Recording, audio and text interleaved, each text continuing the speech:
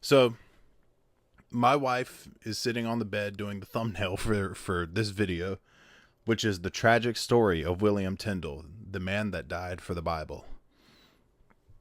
So here we go.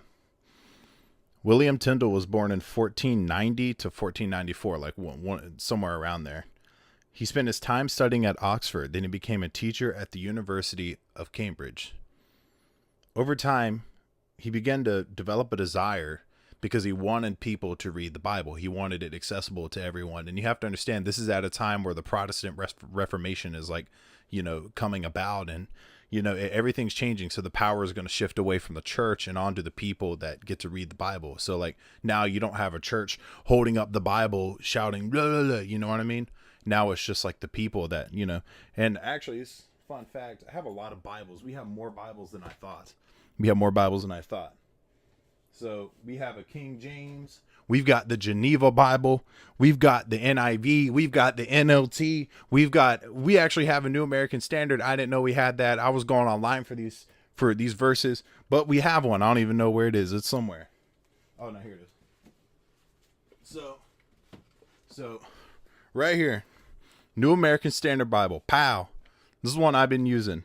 Like the version, not this exact book, but this is what I've been using. Anyway, there's a reason I say this, because this Bible, had it not been for this man, William Tyndale, this Bible would not exist. And I'm going to go straight into that. The Bible that I use that is the most accurate by far would not exist. So let's go into that. How was he special? So he wanted everyone to read the Bible. He wanted everyone to see it. But about 200 years before was the first Bible, the first English translation, which is John Wycliffe. So this is in the 1300s that John Wycliffe, but this is in 14, this is like 15 something, 1520 maybe is when, this is when this happened. So Tyndale, his work went on to change the Bible as we know it today. It actually shaped a lot of our Bible. So if it wasn't for him, we wouldn't have the King James.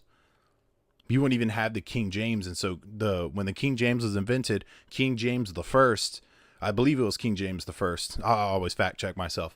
When I research, it was King James the First, and they used Tyndale's work. So a lot of Tyndale's work is in the King James.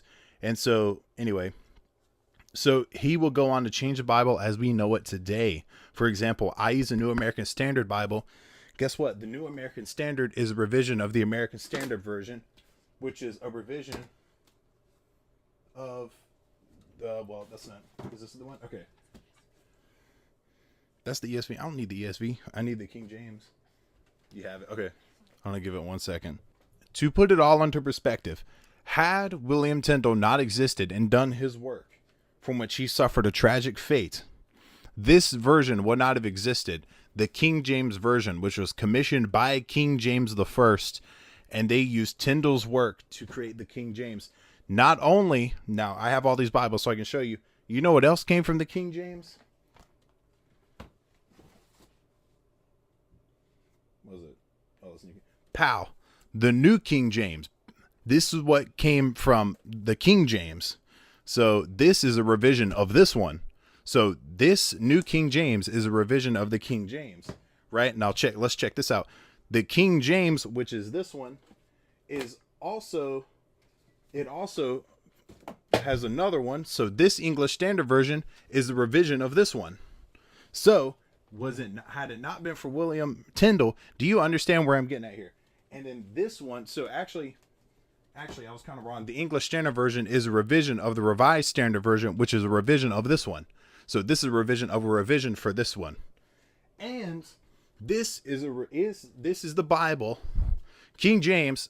Then there was a revision called the American Standard Version, which led to this one, the New American Standard Version Bible, New American Standard Bible. The point I'm making here is that had it not been for William Tyndale, we would not have the Bible as we know it today. He's a hero, right? And so now with all that in mind, let me finish the story. So the whole time Tyndale was running from authority, because for a while he was wanting to translate the Bible. He was wanting to get it mass available to people, right?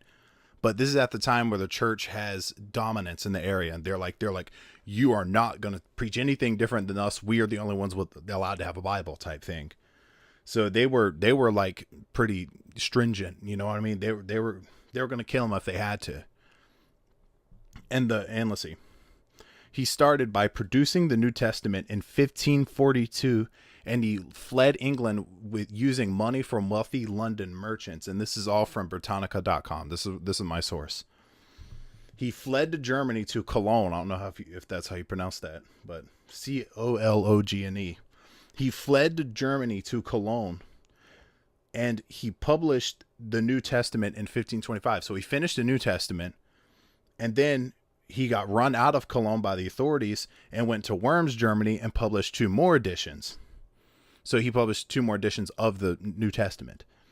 And then they were smuggled into England in 1526 and proscribed, which means forbidden, banned. They were banned. So the versions that he made were banned in England, which I believe is where he was from. He began working on more of the Old Testament. And then he got run out of where he was to build, in Marburg. He was in Marburg. He was making more of the Old Testament. He got run out. So he's working on books, and I believe he finished from Genesis to 1st or 2nd Chronicles. I don't remember which one it was, but it was one of those, 1st or 2nd Chronicles. And so in 1530 in Marburg, he published the Pentateuch. In 1530, he published the Pentateuch, which is basically the Torah, the first 5 books of the Bible: Genesis, Exodus, Leviticus, Numbers, Deuteronomy. He published the Pentateuch, essentially the first 5 Pentateuch, whatever. It's the first 5 books of the Bible, and each of them were individually distributed and published, But he was captured in Antwerp before that was completed. Then he was committed of heresy and strangled in 1536 and burned at the stake. This man lived his whole life wanting to write Bibles, wanting to translate, and it was because of him that we have what we have today. There was 18,000 copies of his New Testament that reached a lot of people, right? But only 2 volumes exist and 1 fragment. And you can find that in the London's British Library. That's where you can find that. So if you want to go look at it, that's where you can find it. And I think it's amazing because the thing that he did the best is he perfectly articulated what he wanted to do, which is he wanted everyone to read it. So he made it easy to read somehow, but he also made it accurate.